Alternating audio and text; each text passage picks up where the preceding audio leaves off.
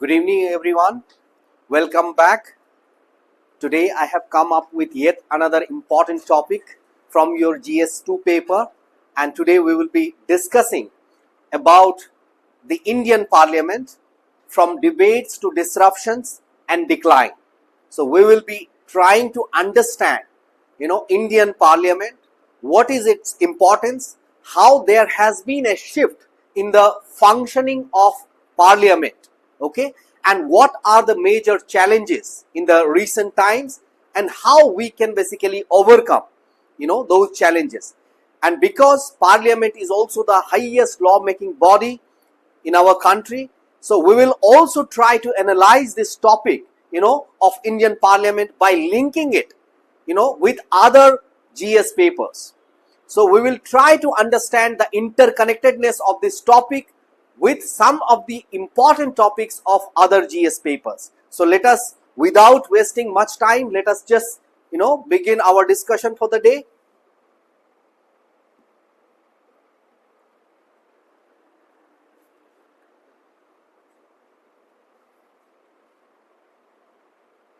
So as you all know that CSAP IAS Academy has been playing a very instrumental role in preparing, helping students prepare for their competitive exams like UPSC and APSC, and our GS Foundation batch is starting very soon. So I would request you people to come and join CSAP IAS Academy and get benefited by the expert faculty's guidance and detailed help that we will be providing you in the course of. And another important announcement I would like to make, that CSAP IAS Academy is going to conduct one of the biggest civil service seminar, right? And as you know, Anil Swarupji, who has been the ex-IAS officer, and former coal and, education secretary, government of India, he would be, taking part in this biggest civil service seminar. And therefore, I would request all of you to just note the date and venue. So on 9th August, we will be having this biggest civil service seminar in Guwahati. So this will be Pragjyotis ITS Center, Maskua, Guwahati. So you can all join us in this biggest civil service seminar, right?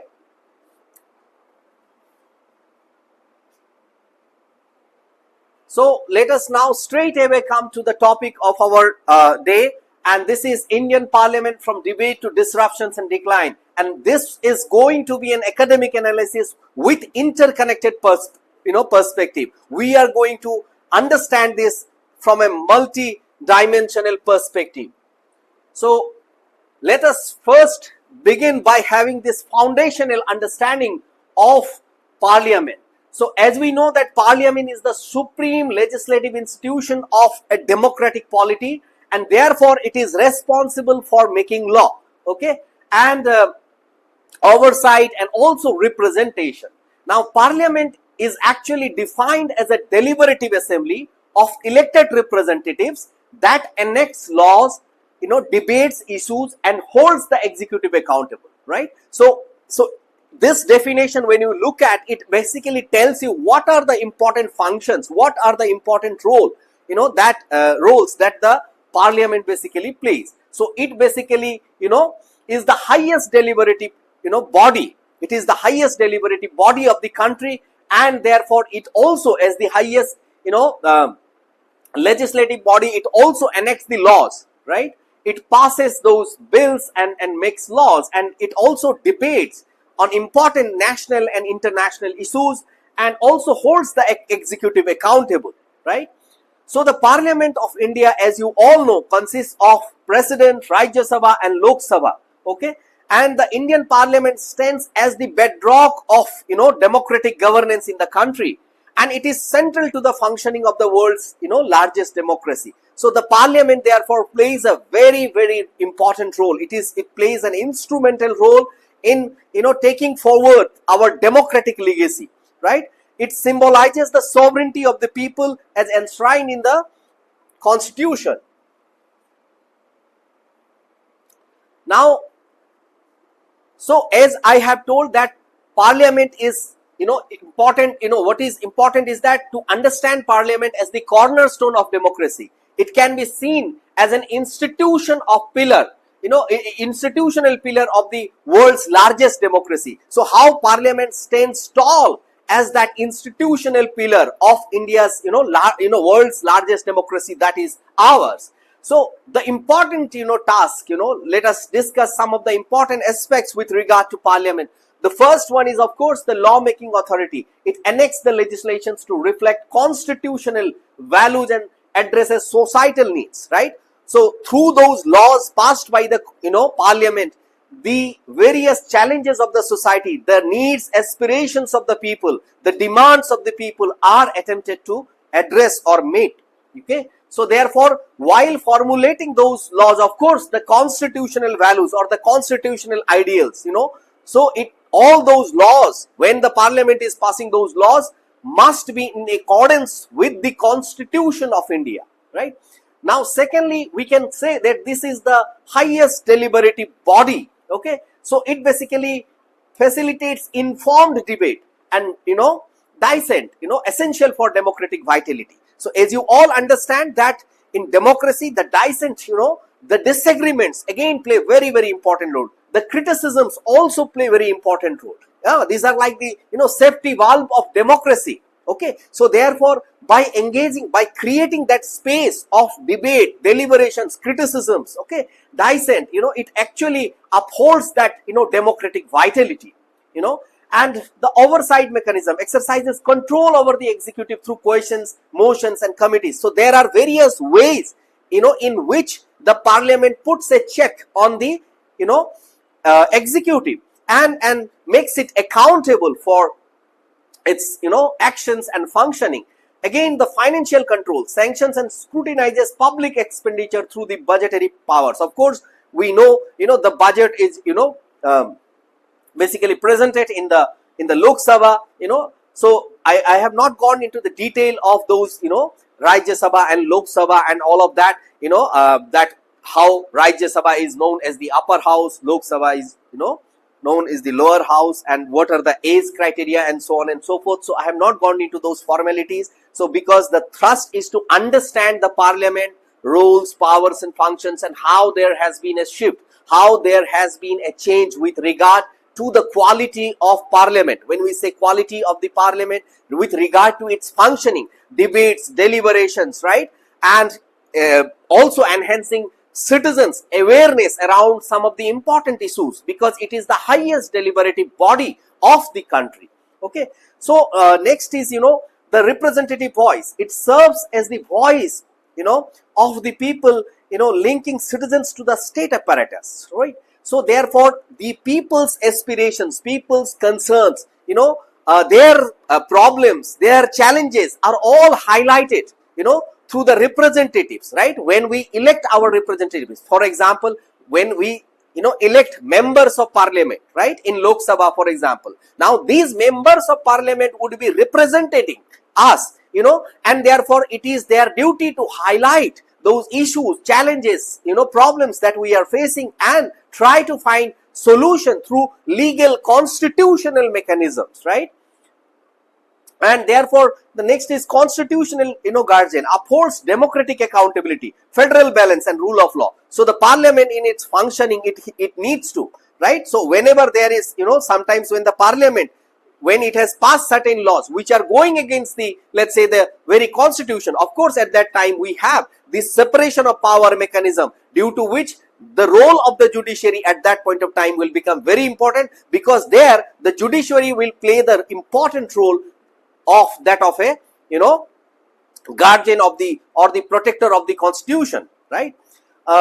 And then finally, the voice of the people. It reflects the collective will and aspirations of our 1.4 million citizens, right? How all the Indians' voice, aspirations are reflected in the very functioning of the Parliament, and therefore the Parliament must, cater to the needs and aspirations of all the segments of the society, now, Parliament, what are the powers and functions? Okay, so, as the highest legislative authority of the nation, the Parliament actually occupies a very central position in our politico-administrative system, right? So, our political administrative system, in the functioning of this political administrative system, the Parliament plays a central role, because it is the highest, law making body, right? So all the laws are basically passed by the Parliament, right? So therefore, accordingly, the Constitution in that sense provides multifaceted roles, powers and functions to the Parliament of India, right? Our Constitution has also granted, immense power to the Parliament, right? So so these functions of Parliament, you can see them, it has been put in a very systematic manner. So legislative functions, executive functions, financial functions, the electoral functions, power of removal, functions regarding the amendment of the Constitution, miscellaneous functions. So all these are various types or classifications of the functions, right? As the highest deliberative body, as the highest law making body, right, the Parliament has to basically, and as the as the body which actually represents the will of the people, voice of the people, provides representation to the people, it has to basically address to the needs and aspirations of the different segments of the society. And for that purpose, to be able to do that, Parliament has also been accordingly given lot of power by the makers of the our Constitution, because they realized that Parliament could, through its law making power, could actually bring about a social transformation, right? As Dr. B.R. Ambedkar also emphasized on the importance of bringing about that societal change through constitutional means. And through that constitutional means, it is by promulgating laws, right, as per the requirements of the society. The Parliament actually possesses that great power to bring about a transformation, to bring about a change in the society, and also address the needs, aspirations of all the segments of the society, including the marginalized segments of the society, thereby also fulfilling the larger mandate of the Constitution. Because even though Parliament is the highest law-making body, highest deliberative body, it has to, of course, function within the broad framework of the Constitution. Now, of course, in between, there is a small, advertisement that our team, CSAP IAS Academy team, has put. So you can see that APSC Forest Ranger recruitment, there are total 50 vacancies, and I know many of the students, generally say that they are not getting effective guidance for this particular exam. So therefore, what CSAP IAS Academy has done is that CSAP IAS Academy has extensively, made an effort, to basically start this, crash course where, the detailed guidance, would be provided for this specific exam of, Forest Ranger recruitment, where there are total 50 vacancies. So those who are watching me from Assam, and those who are, preparing for this particular APSC exam, they can always reach out to CSAP IAS Academy team. A Google form will be circulated in the course of this video, and you can reach out to us, and our team will help you and guide you. Okay, so let us continue. Okay, so Parliament, basically powers and functions. Again, we have try to do this. So Indian Parliament, Lok Sabha, Rajya Sabha plus President. You see, so it has been designed in a very systematic and structured format. And I would like to thank our team member who has actually created this and designed it so beautifully. So I'm grateful to Pallavi for taking care of this slide.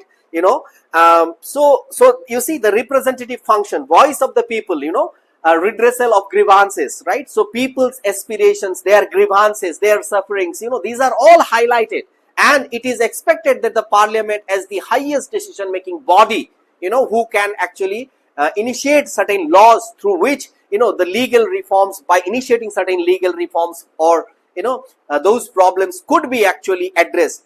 So therefore, legislative function, of course, make laws, amends laws, and repeals laws also. Okay, in some of the cases, okay, there is repealing of those laws. For example, many times you get to hear about Armed Forces Special Power Act, for example, with regard to those farmers laws.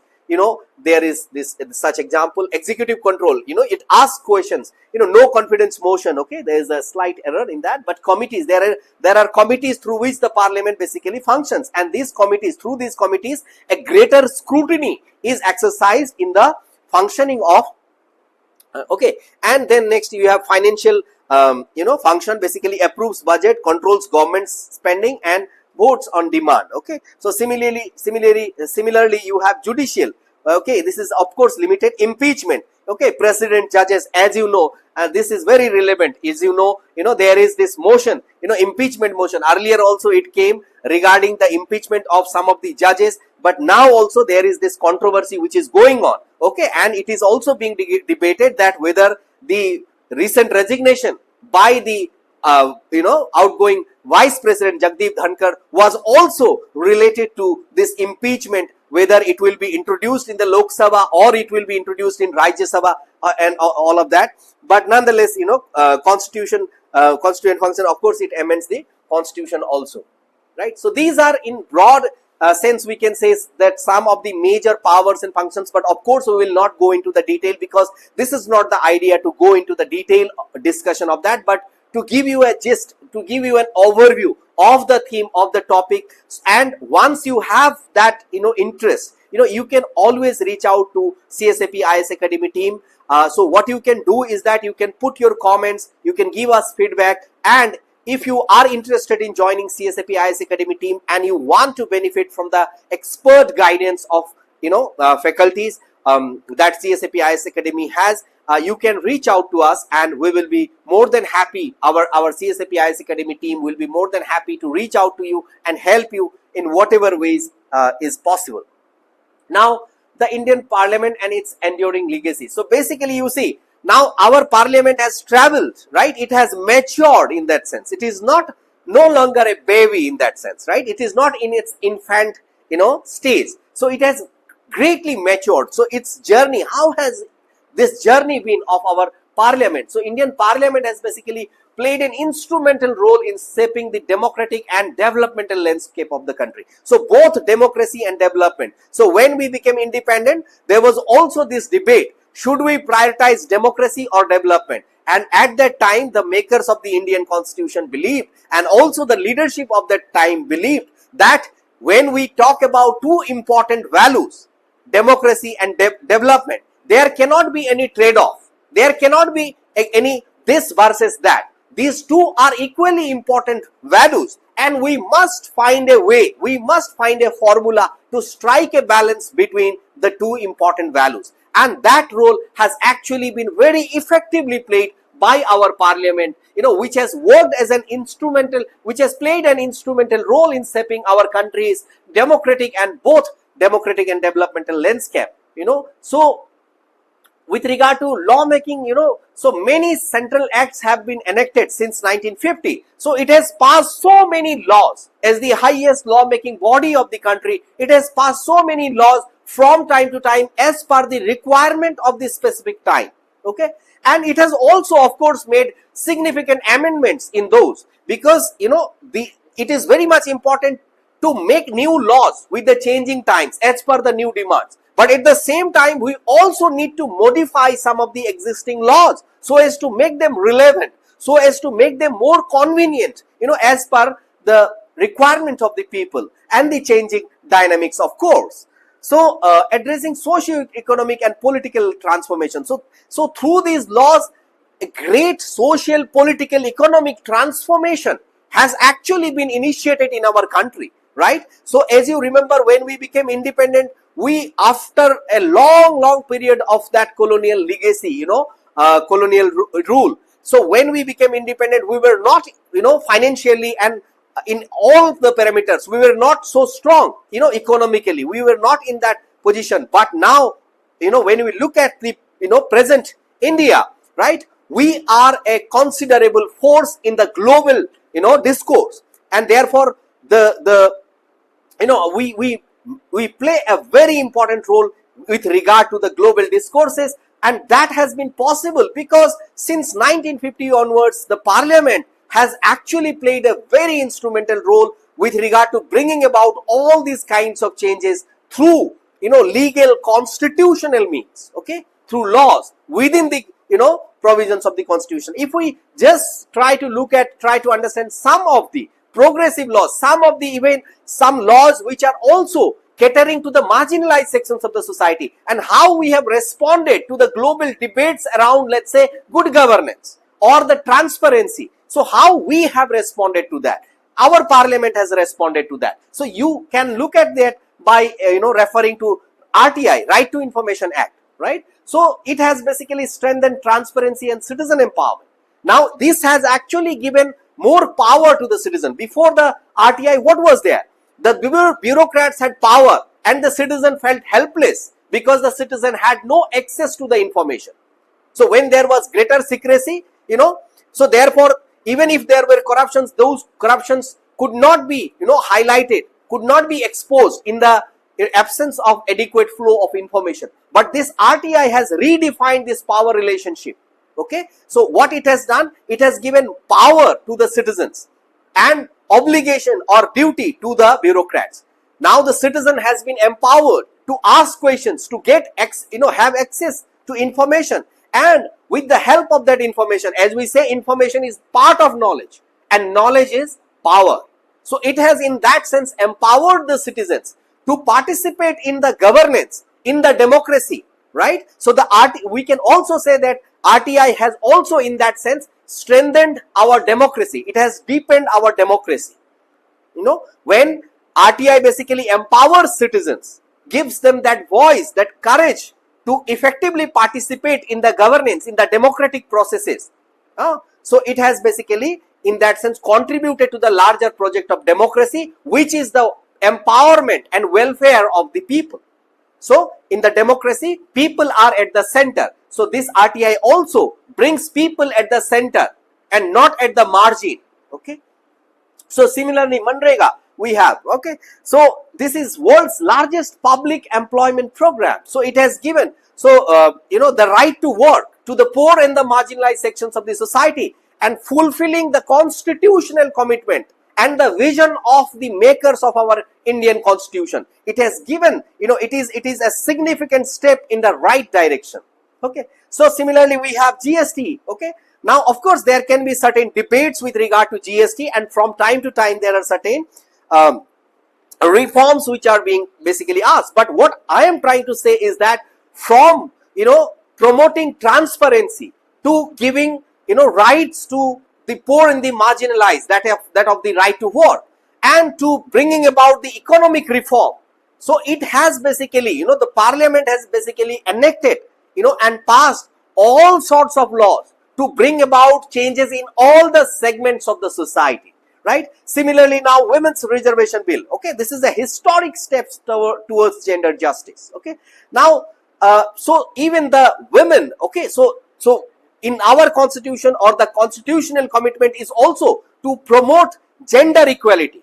So it is also in that sense we can say a positive step in the right direction to uphold the gender equality, and empower women, to give women more say, more voice in the participation, and help them participate in the democratic governance of the country all the more effectively.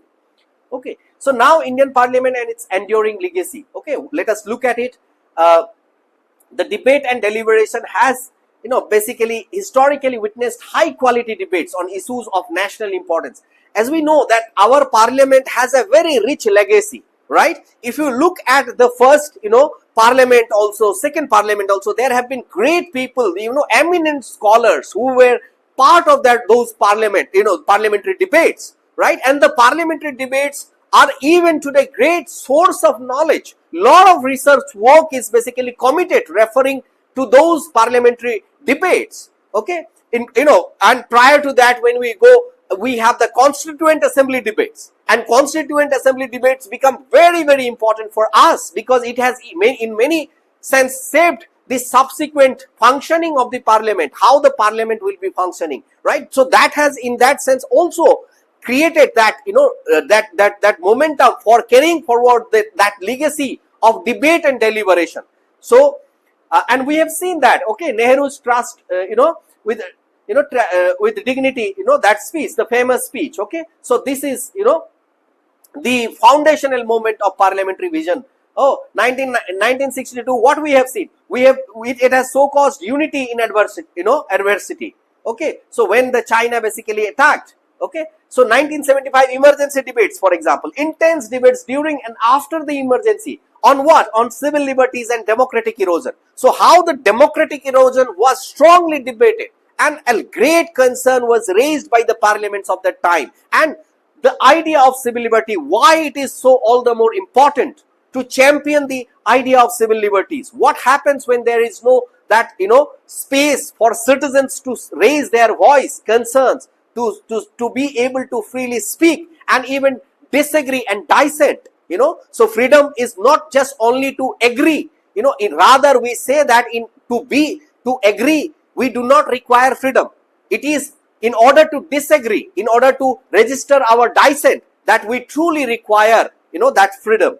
Okay, so 1991 again, economic reforms. Now again, we all know that 1991 it is also linked with that economy. So for example, when I talk about this, you will relate your using your understanding of economics from your GS paper 3. Okay, so it has basically laid this pivotal discussions on liberalization, privatization, globalization, LPG. So there was a shift in our country's trajectory. Okay, where we accepted those structural adjustment programs and therefore agreed to actually liberalize our economy under P.V. Narasimha Rao and late Manmohan Singh, who was the finance minister at that point of time. So debates focused on basically shift from Nehruvian socialism to market oriented policies. Okay, so how from Nehruvian socialism now we were gradually shifting towards market oriented policies, opening up of our market, the greater liberalization, and therefore how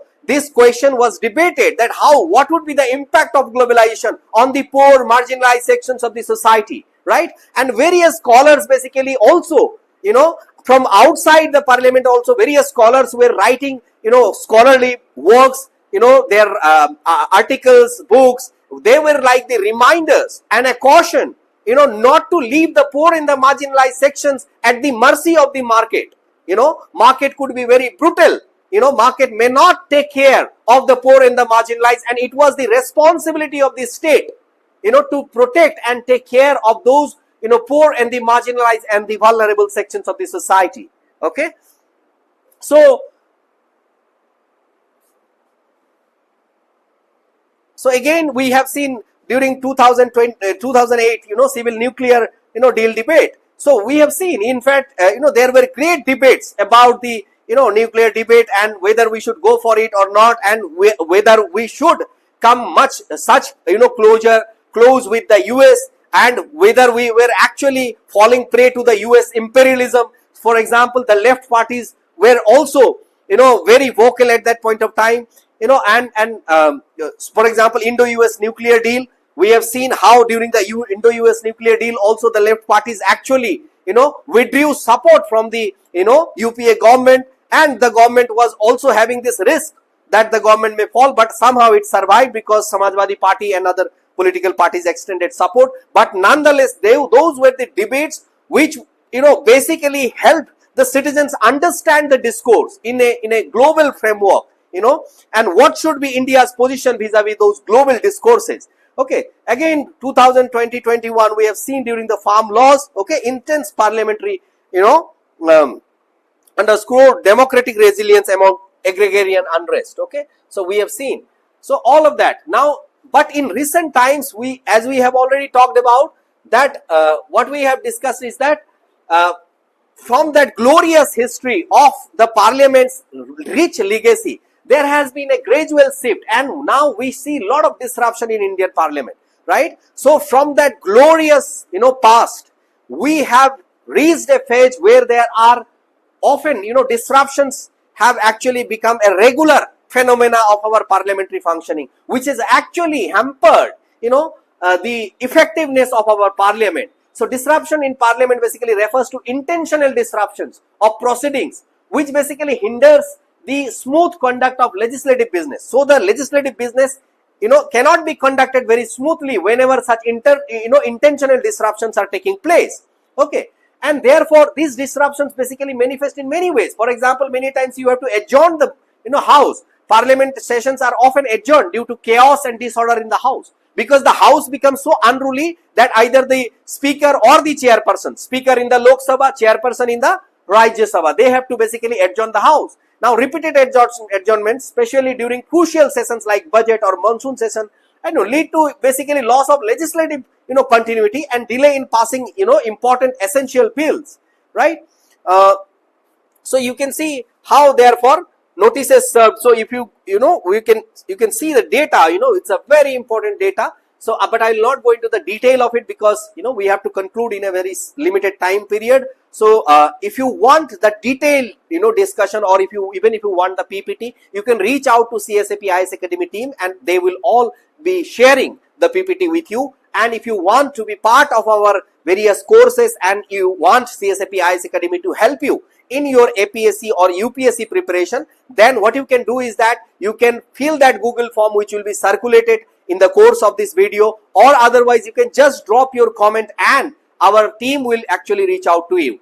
And most importantly, if you are liking this session, then also you can give your feedbacks, or if you have any queries, if you have any specific comment, or you want something else to be taken up in our next upcoming sessions, then you can please give your comment, and believe me, I read each and every comment and personally respond to each and every comment. Okay, so now disruptions in Indian Parliament, you see protests and sloganeering. Okay, so this is something you all are familiar. We have been seeing this as the Parliament session is going on. We know how these disruptions, and earlier also we have seen how. So while protest is a democratic right, its misuse hampers dignified discourse. You see, protest is also a right. It is a democratic right. But if we use it beyond a limit, it can actually hamper the dignified discourse. So the great deliberations from which actually the citizens, the country could benefit, that great opportunity would be lost, because the Parliament in conducting the Parliament sessions, there is a lot of expenditure which is involved. So the public money is being used in running the Parliament sessions. But if the Parliament is not functioning effectively, then all that resources is getting wasted. Okay, so these actions basically violate rules of procedure and conduct of business, and therefore which basically compromise the decorum of the House. Now you see, disruption in Indian Parliament, when we are talking about it, we can also talk about the loss of productive time, as I already said. So the time which could be used utilized doing much more productive things is actually lost in those unruly mess that is created in Parliament.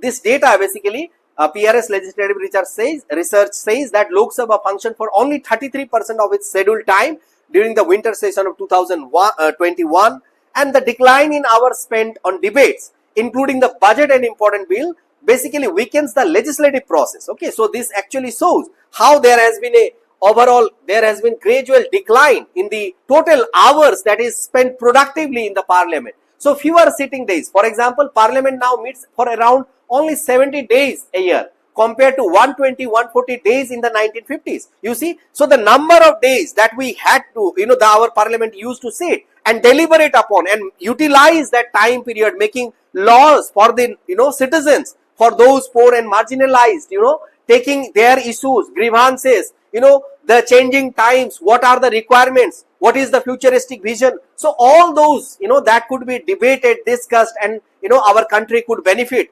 including all the segments of the society. That opportunity is lost, and in fact it is only 70 days a year in comparison. So other democracies are still performing better. It is not to suggest that this decline of Parliament is only Indian phenomena. This is actually a global phenomena. So there has been a global phenomena with regard to the decline of the parliamentary institutions. So we are not alone, but nonetheless, what is, when we try to make a comparison, what we find is that other democracies are still doing better. Britain's Parliament, for example, sits for about 150 to 170 days, and US Congress, of course, for 260 days. So this way,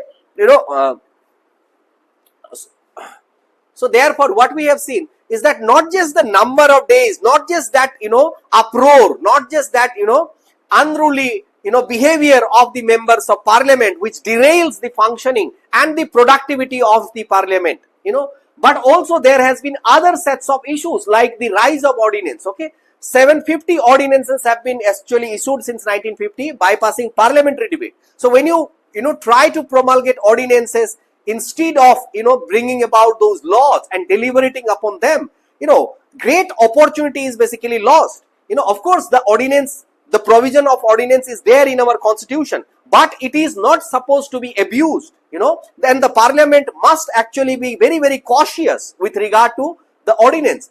Now 76 ordinances, from 2014 to 2023, if you look at the total 76 ordinances were passed. So including the farm laws, this is such an important issue, and there also this ordinance, basically initially the ordinance route was taken.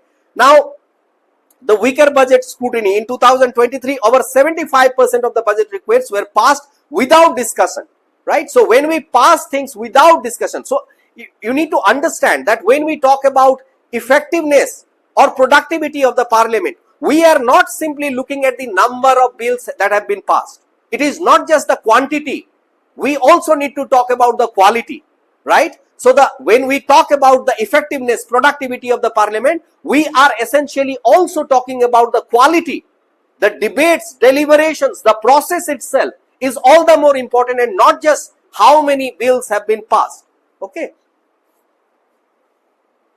So before I go into that, something important that so now we have discussed disruption, but let us also talk about the decline, because I named the presentation also, today's discussion also in that format, Indian Parliament from debate to disruptions and decline. So we talk about the decline of the Indian Parliament. Now this heading, this title is very, very important. Why I say this title is very, very important? Because this title is importantly the title of one of the important article by Professor MP Singh, who has been the former head of the Department of Political Science in Delhi University, and I have been the fortunate student who got the opportunity to learn from eminent scholar like Professor MP Singh sir, and I am immensely grateful to sir for shaping and providing me the much better and in-depth understanding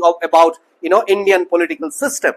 Now in recent times, Parliament's credibility has actually plummeted due to these rampant disruptions, as we have already discussed, constant adjournments, right? And which these scholars like Professor MP Singh has actually defined as the decline of the Indian Parliament, and therefore he has also named his article. So this is going to be very, very important article. It is also recommended to those, particularly those who are doing BA Honors Political Science. So nonetheless, so this erosion of deliberative function, Professor MP Singh basically observes, that quality of debates, and sorry, there has been repetition of Singh, but Professor MP Singh sir observes that quality of debates and deliberations basically has actually deteriorated, okay, over a period of time.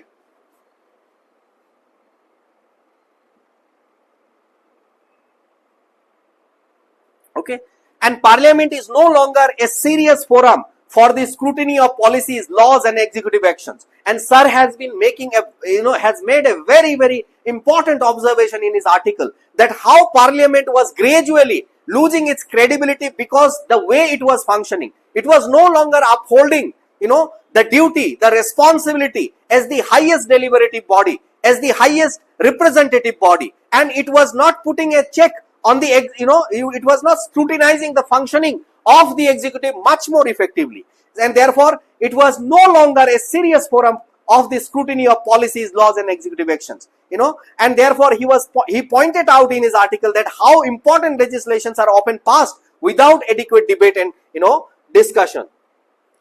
And he has therefore pointed out, he has argued that there has been a considerable erosion of credibility of the institution of Parliament due to these frequent disruptions, including protests, adjournments. They have actually diminished public trust in Parliament, right? So this erosion of credibility refers to the loss of public trust in the institution of Parliament, and this is a matter of grave concern according to Professor MP Singh sir. Okay, so unruly behavior again, such as MP suspension, shifts focus from constructive debate to political confrontation. So rather than the idea, rather than the topic, rather than the important issues, the entire focus then goes to this political confrontation, right? And the ordinary citizens are deprived of that opportunity of understanding the important issues at hand, and the prospect of amicable solution is also many a times lost because of this political confrontation. So legislative productivity gets hampered, and with fewer bills passed and limited meaningful discussions. Okay, so there are limited meaningful discussions. So that's why he has said that there has been a decline of the parliament when this meaningful discussions, deliberations do not take place in the parliament. Then the parliament's quality is obviously significantly declining, right? So increasing this disruptions. So rising instances of walkout, sloganeering, and protest obstruct legislative proceedings. Over 30% of Lok Sabha time is lost to the disruptions in recent times, sessions. You see, over 30% of the, time of that Lok Sabha is actually lost due to all these, disruptions and such issues. So therefore, it basically gives us this understanding that how, therefore, there has been a significant decline of the institution of parliament in our country over the years, and which is a matter of great concern for all of us, and we must therefore act in such a way that we are able to reclaim the glory of the institution of parliament, right? Now let us try to understand the relevance with the GS papers of UPSC, APSC, or let us try to understand the interconnectedness. So GS1, you see, society, laws, women empowerment, how it all is, these are all overlapping, interconnected. Ethics, moral governance, integrity, accountability. When we talk about, parliament, accountability becomes important, moral governance becomes important, integrity, internal security, environment laws, role in disaster management. So this has been beautifully done by our CSAP IAS Academy team, and I'm grateful to our team. Relevance with GS papers, you see, when we look at history, so of course we need to understand the historical evolution of the institution of parliament. So therefore, your understanding of the history is going to help you understand how the parliament has come into picture, how the, government of India acts, right? So subsequently they have laid down the foundations, how the Constituent Assembly played a very instrumental role. Okay, so therefore this basically provides you colonial era, Government of India Act, Indian Council Act, okay, Indian Council. So therefore, Government of India Act and 1935, right?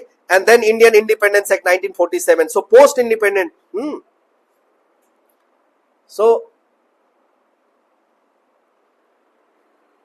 So other GS papers, let's say with society from GS paper 1 again, when we look at the Indian society segment from your GS paper, what we find? Parliament acts, as a, acts as a reflection and shaper of society. Parliament also shapes the society, through its laws, through passing of certain laws. Parliamentary functioning is not just political concern, but a mirror and driver of social change. You see, parliament also brings about that social transformation. It, and in the parliament we also see the reflection of the society, because society's issues, challenges are actually brought by the, members, the MPs. Parliament embodies the social diversity of India, caste, religion, gender, all that diversity can be found even in the parliament, right? So the composition of parliament directly reflects social inclusion, exclusion, whether there is social inclusion or not, that can also be seen. So for example, women's representation has been very, very low in our parliament, and that's why we have passed that bill. Okay, it has become an act now. So therefore we need to, if there is a gap, we need to bridge that gap, and therefore the parliament must come forward and play that instrumental role of addressing those social errors or problems. So legislative debates often mirror contemporary social concerns. For example, women's rights, caste inequalities, communal harmony, right?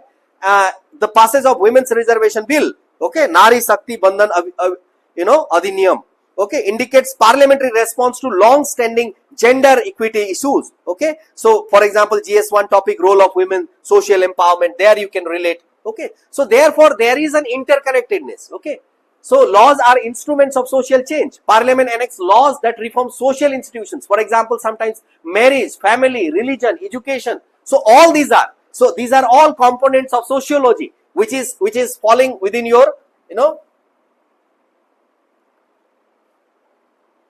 okay, this is all falling within your sociology portion. Okay, so therefore Indian society, okay, from your Indian society, segment of GS paper. Okay.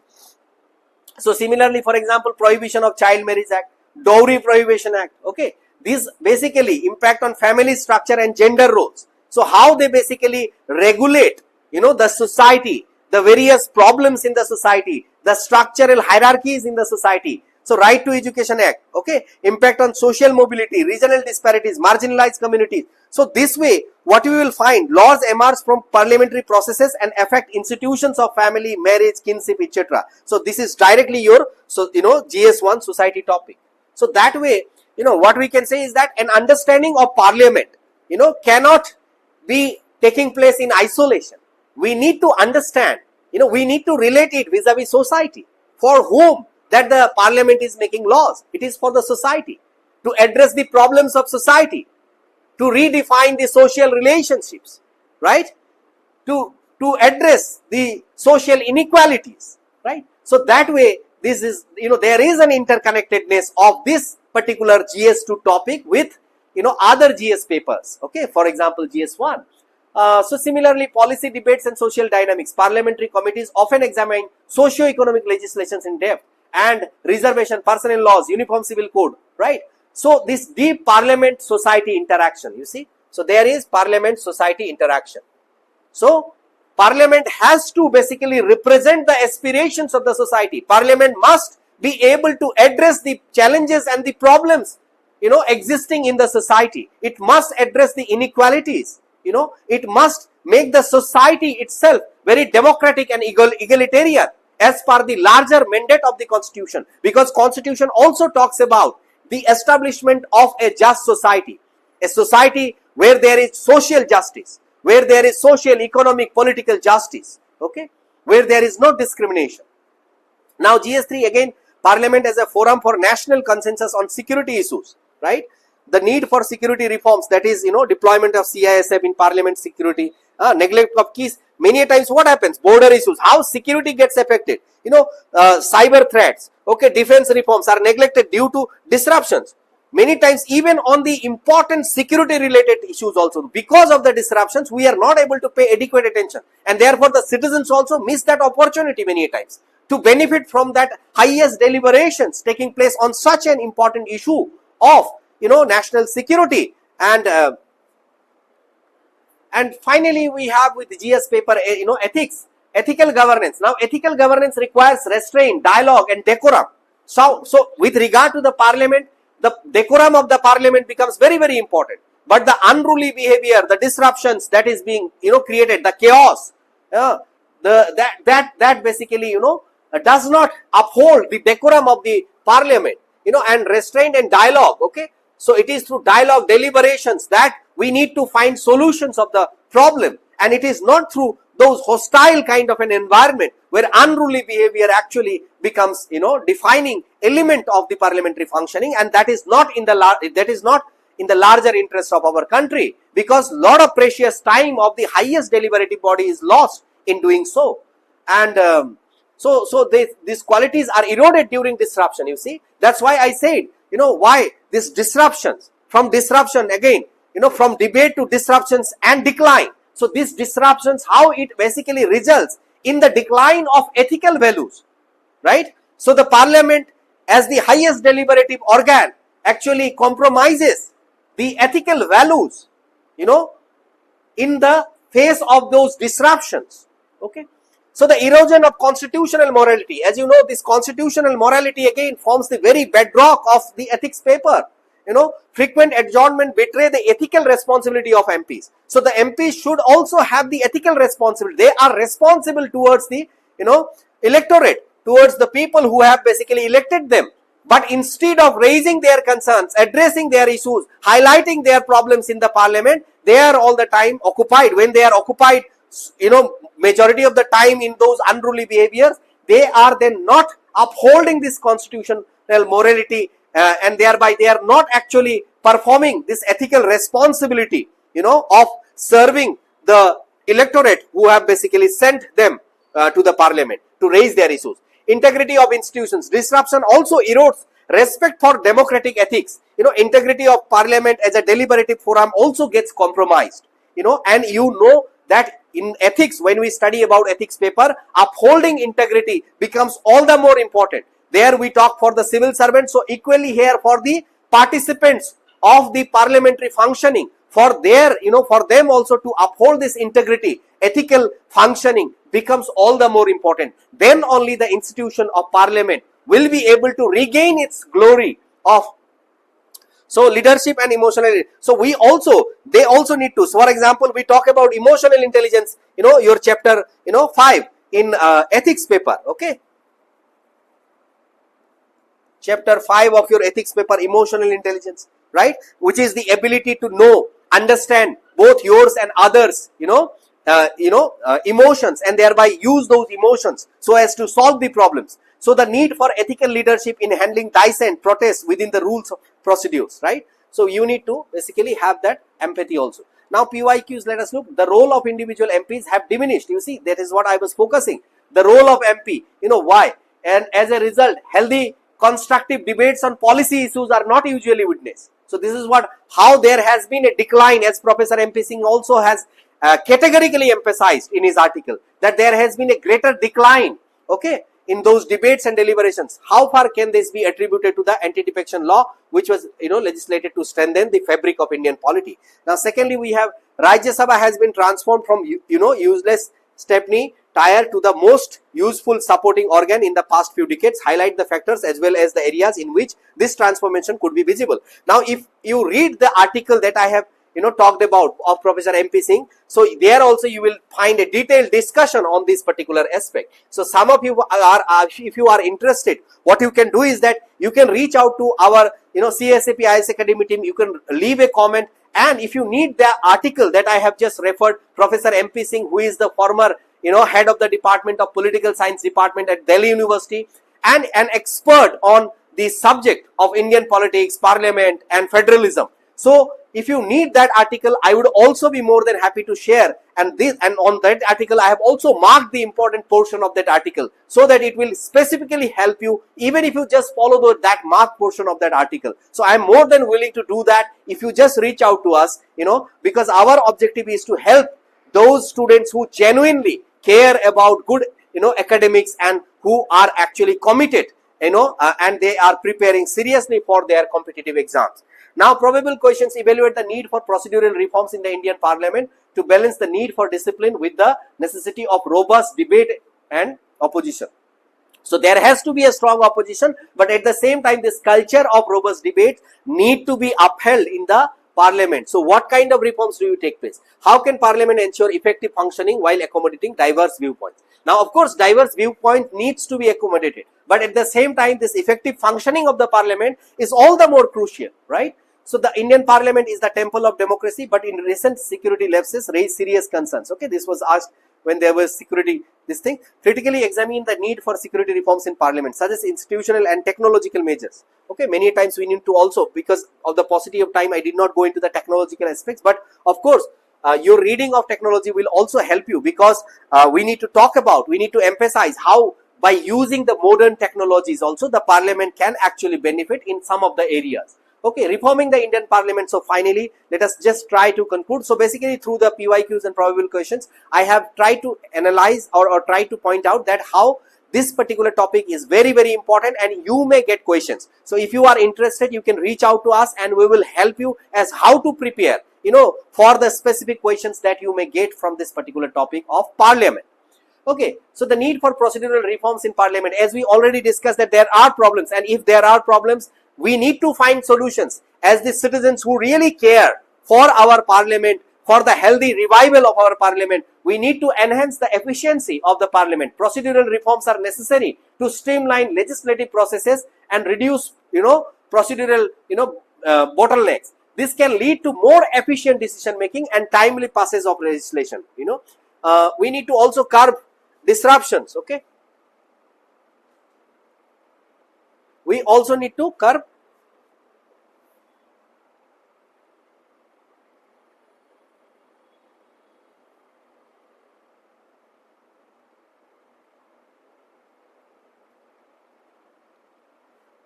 okay.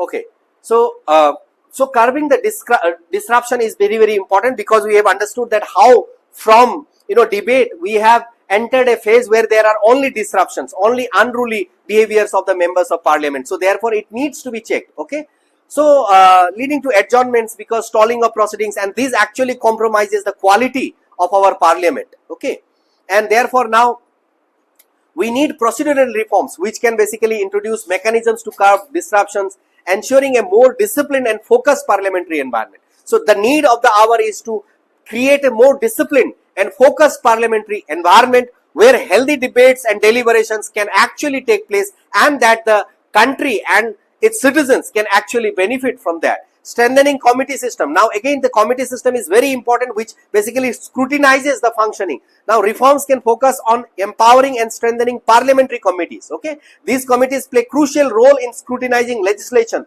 and reforms can enhance their effectiveness in conducting in-depth examination. So how they will be able to conduct in-depth examination? So this committees, we need to basically focus on enhancing the committees and making them more effective, so as to make the overall functioning of the parliament also very much productive. So the Indian parliament, often generally it is regarded as the temple of democracy, but we need to understand it is not merely a legislative body, as we have discussed in detail. It is also a symbol of the nation's democratic ethos and constitutional morality. So that's why the parliament holds such a significant place in our country, and that's why upholding the institution of parliament, maintaining its sanctity, preserving its sanctity, and retaining, regaining and reclaiming its glory as an institution becomes all the more important, because it is not just a body which makes laws for the country, but most importantly it is the body which basically upholds the democratic ethos and constitutional morality. Okay, and therefore it has undergone remarkable change. Okay, as we have discussed that from colonial control to democratic sovereignty, the transition of the institution of parliament, right, how from the very beginning. So therefore, in order to understand this trajectory, the evolution of the parliament, we also need to therefore use the lens that of a historian. Okay, and reviving its sanctity demands collective political will. So the being sectarian will not work. We need to see that, understand and realize the importance of the, parliament as an institution, as a democratic institution, as an institution which represents the will of the people, as an institution which has the potential to fulfill the expectations and aspirations of the marginalized sections of the society. Therefore, we must generate the required collective will, and therefore we also need to initiate institutional reforms, and civic vigilance again becomes very, very important, so as to ensure that our parliament actually becomes all the more glorious once again, and starts demonstrating those quality debates and deliberations from which the entire country can actually benefit. So strengthening parliament is not a choice, but it is a constitutional imperative, right? So it is the duty of each and every citizen, because our future, our future actually depends on how our parliament will function. Our parliament has the potential to bring about a change, not just in the society, but to the lives of every citizens living in this society. That's why we need to basically take it as a collective call, as a responsibility, and we must generate that collective will, and as citizens we must all come forward to basically strengthen this institution of parliament, because strengthening and defending this parliament and protecting and reviving its past glory is also a constitutional imperative for all of us, and it must reclaim its centrality by reinforcing accountability. So accountability must characterize the overall functioning of the parliament, and therefore the important values like accountability, transparency, participatory deliberation, these are basically essential to uphold the sanctity of the parliament as an institution. So these values should actually govern the parliament, and therefore we should be able to revive the institution of parliament with the help of the collective will, and also by initiating certain changes, and when we will realize that this is not just about a choice, but it is about this moral constitutional duty, because it is the parliament through which our issues, our problems can actually be tackled, being or functioning within the constitutional framework through legal mechanisms. How a socio-economic transformation can be actually brought about, bringing about a change in the entire society. So with this, I think so therefore with this we have summed up the discussion. We have actually summed the discussion in brief. I hope you enjoyed this discussion, and if you traveled with me so far and you have actually liked the content, then I would request that you please do like this video, and most importantly do comment, do give your feedback on the video, so that based on your feedback we can actually improvise and come with such relevant topics that you may suggest, that you may like to hear from us. So if you comment, then we will be basically taking up from those comments, and we will be in the next subsequent live session, I will be just taking up that particular topic and discuss with you. So I hope this particular discussion will definitely help you in your mains preparation, and I believe that you all have been taking your mains very seriously and preparing very effectively. This was just an initiative, this was just an effort to help you in that direction, in that particular journey, and I hope, and if you further need any guidance and hand holding, then you can reach out to us, you can leave your comment, you can go through the Google form that would be circulated, and you can comment and give feedback, and we will get back to you and we'll try to help you in whatever limited capacities we can do. But believe me, we will do everything that is possible from our side. So with that note, I would like to thank all of you for listening to this detailed discussion very attentively, and giving your feedbacks and comments from time to time, and during the live course also, and also otherwise also you have been writing to me individually also. So I am grateful to all of you for doing that, and I believe with all that support and encouragement, we will be able to continue this momentum and help you in the best possible manner. So till then, you keep preparing for your mains, do take care of yourself, and we will meet in the next subsequent live session. Till then, all of you take care. Bye-bye.